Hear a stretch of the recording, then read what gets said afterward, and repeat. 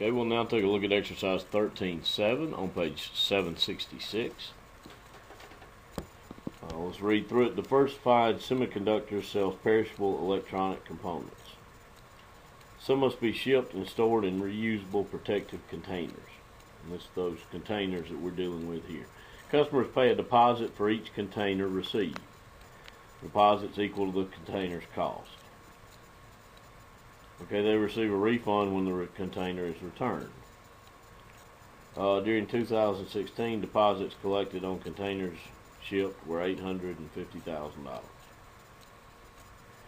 Deposits are forfeited if containers are not returned within 18 months. Containers held by customers at January 1st, 2016 represented deposits of $530,000. And in 2016, $790,000 was refunded, and deposits forfeited were $35,000. Okay, they want the journal entries for the deposits received and returned during 2016. And then in the second instruction, they want us to figure out the balance in the liability account deposits. Now, you see why when they collect this deposit, it's a liability for them, right? They owe that back to the customer if the customer returns the container.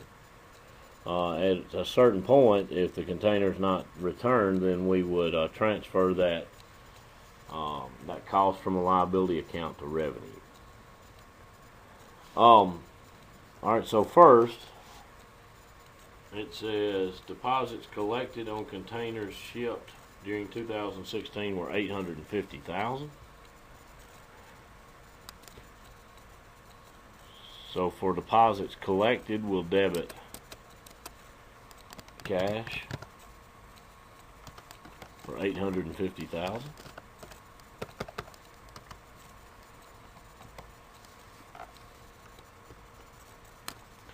Then we'll credit a liability account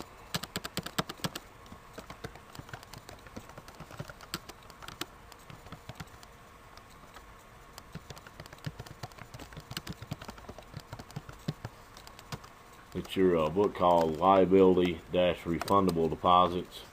You could just credit customer deposits. The name of the account would kind of be up to the company itself, but no less it's a liability account increased here by the amount of deposits that we collected during the year.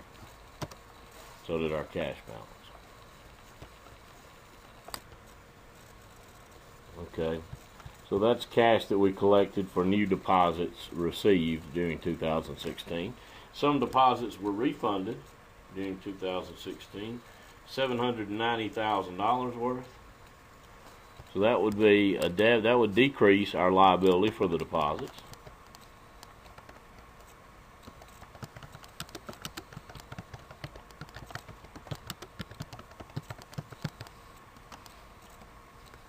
$790,000, and we also had to pay that much out in cash, right? The asset decreases, of course, on the credit side.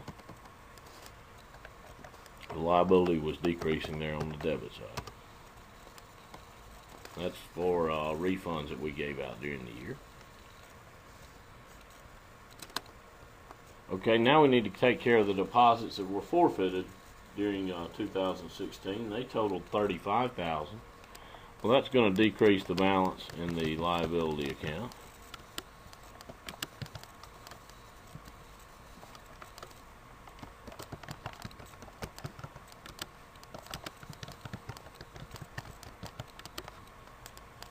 So we'll debit liability refundable deposits for $35,000. And then we'll credit, that now becomes revenue for us. This is revenue sale of containers.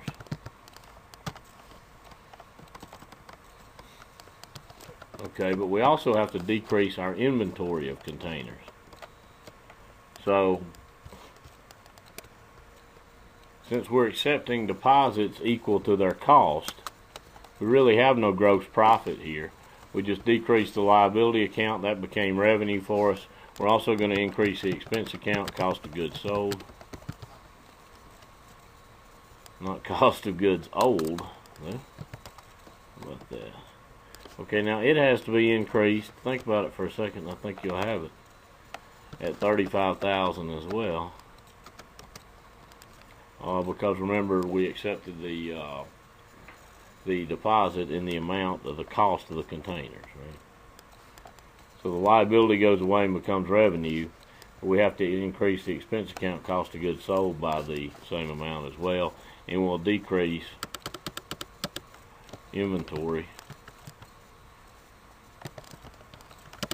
of containers.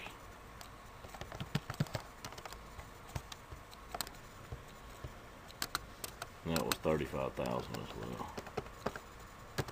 Okay. So really, it just decreases the liability account for the deposits, switches that over to revenue when the deposits are forfeited. But we also have to decrease our inventory of containers, and that cost gets transferred into the expense account, cost of goods sold. Now they want to know in requirement 2, it said determine the liability for refundable deposits to be reported on the December 31, 2016 balance sheet. They want to know the balance of this account at the end of the year. Okay, so we'll start with balance on January 1, 2016. And they give us that. Containers held by customers at January 1, 2016 represented deposits of $530,000. Okay, the account was increased here by $850,000.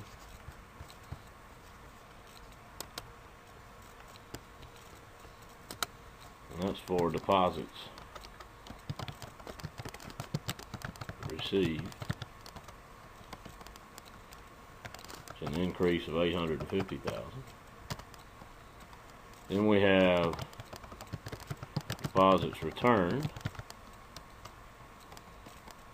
That decreased the account by $790,000.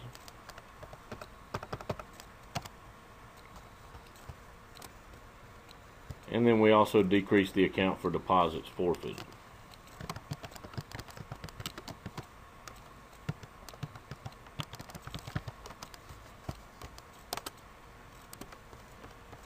And that was a decrease of $35,000. Okay, so if we total all that up, that should give us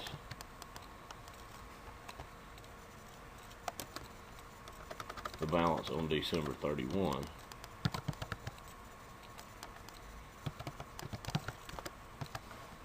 (2016).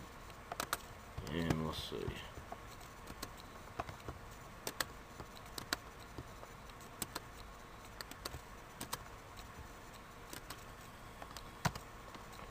There we go. The balance on December 31, 2016 should be $555,000.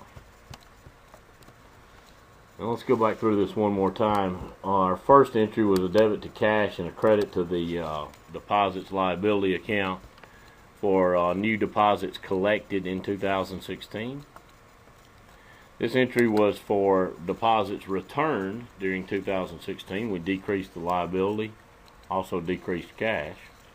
Then for the deposits forfeited, we decreased the liability, increased the revenue account, but then we also had to increase cost of goods sold and decrease our inventory account for the same amount. These